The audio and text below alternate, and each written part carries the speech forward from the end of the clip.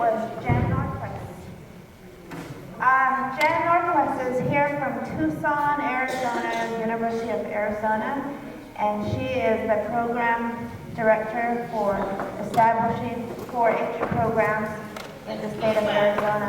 She works with Coconino County, and I know Cameron has a strong interest in getting information on 4-H clubs.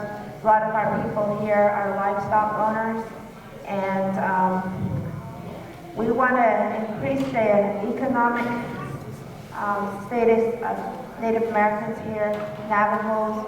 We don't want to get the bottom of the barrel prices for our cattle. And Jan is here to talk to our young people and educate them about the programs that are in place beyond our community borders, beyond the reservation, beyond Arizona. Thank you, Jan.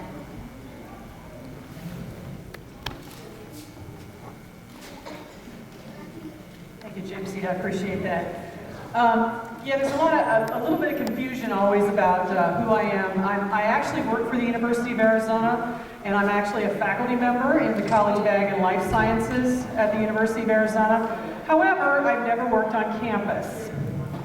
I'm what's called the outreach part of the university. I worked for the U of A for 26 years, and if you've ever heard of cooperative extension, we are a cooperation between USDA, Coconino County, and also the state of Arizona through the universities.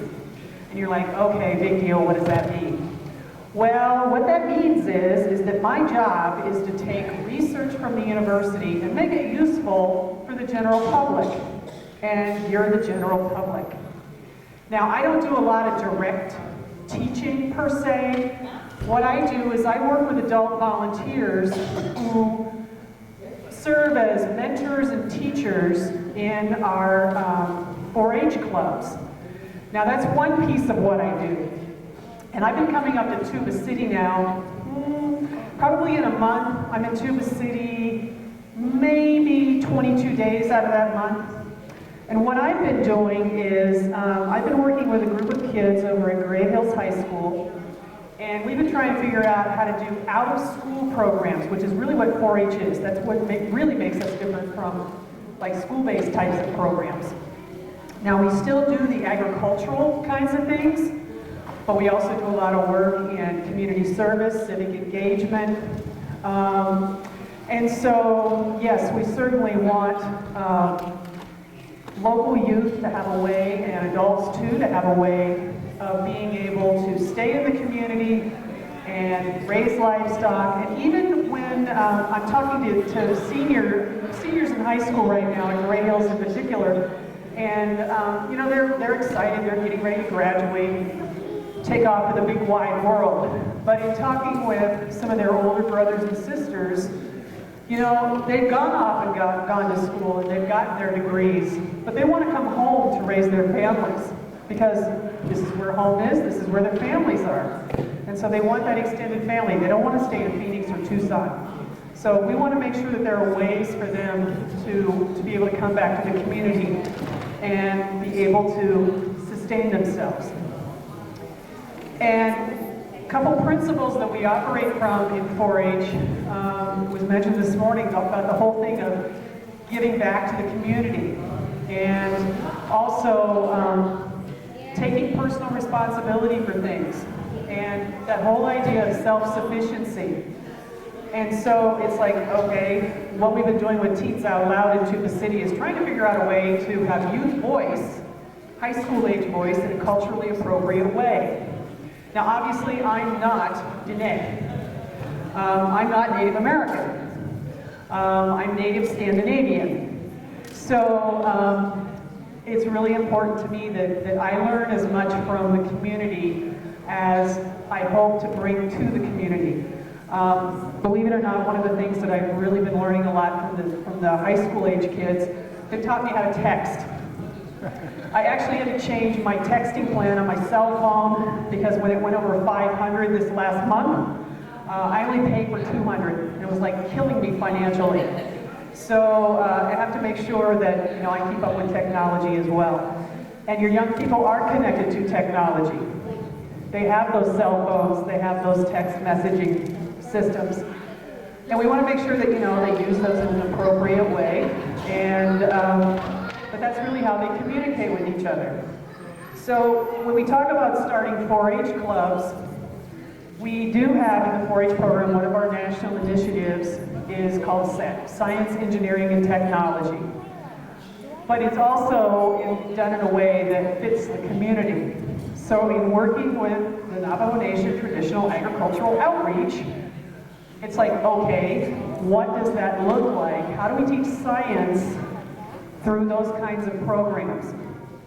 And perfect thing, learning about how to plant and how to work the culture into that, and how the culture determines how you do those sorts of things. That's very important.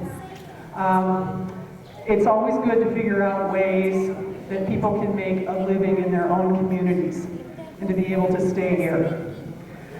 So, I will be working with Dimsita to set up a 4-H club here in Cameron. And we're going to need some of you wonderful adult mentors, also known as 4-H leaders, to work with the younger kids. It's not as complicated as it sounds. You don't have to have a whole lot of, you know, knowledge about a specific thing, because most of the time it's spending time with that young person. We call that a protective factor in youth development. When youth have a significant adult who's not necessarily maybe a parent, outside, maybe even outside of their family, like a teacher, a coach, somebody in the community, an elder, that is so important. And it explains, parents, why young people, maybe in not so great situations at home, how they're able to not just survive, but they can thrive. And so it makes them resilient. And so any of those kind of things that we can do in the community are really, really important. So I have just some literature that I'll leave here and be available in my business cards.